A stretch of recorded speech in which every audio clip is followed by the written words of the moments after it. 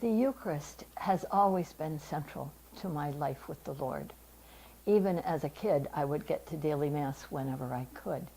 But as an adult, I've come to a mature understanding of what Eucharist really means. It involves us into a deepening of our relationship, our imitation of Jesus' total self-giving.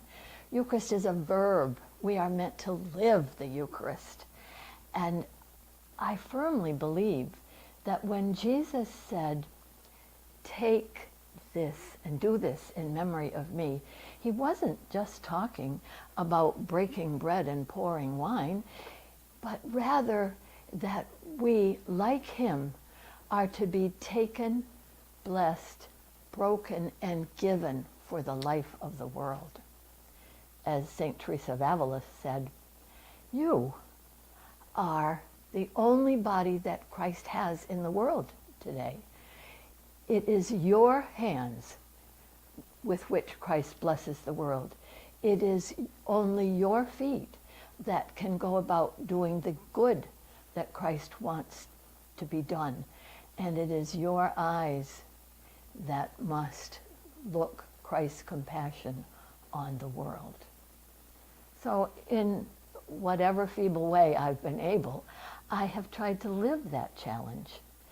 When we were first married, my husband and I had engraved in our wedding bands AMDG, which was the old Latin for Ad Maiorem Gloriam Dei. We hoped to live our marriage for the greater glory of God.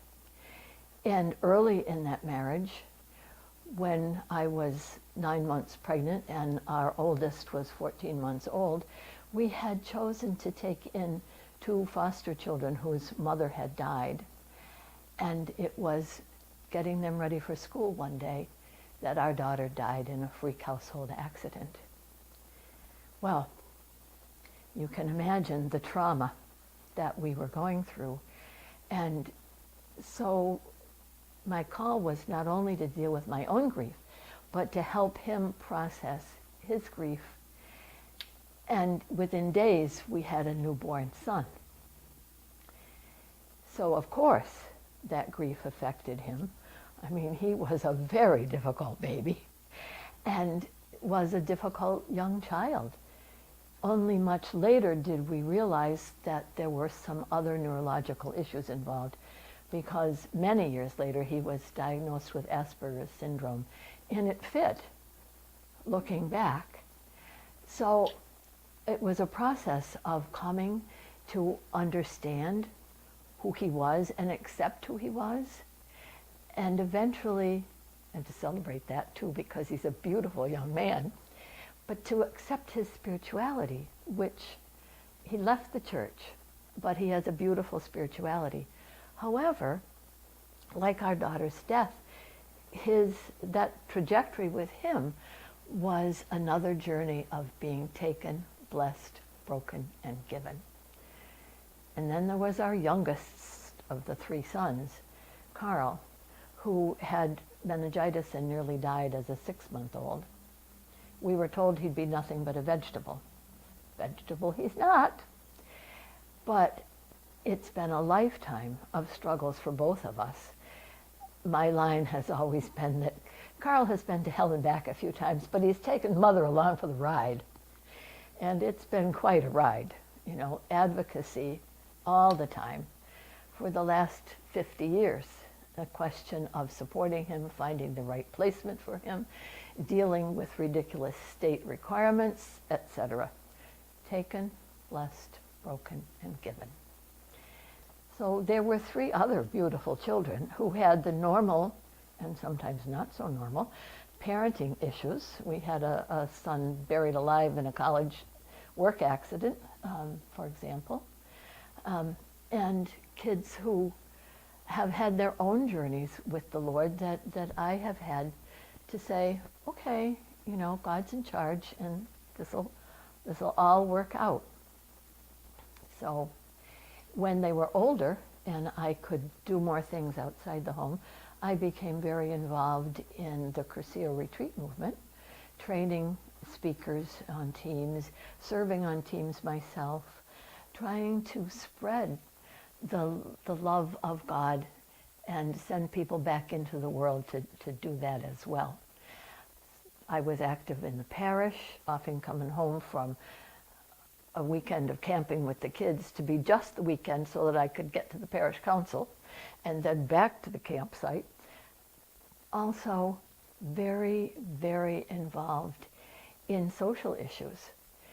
There was a time that some policemen in Rochester were being tried for brutality, and they admitted doing these things because, after all, those people were just scumbags anyway.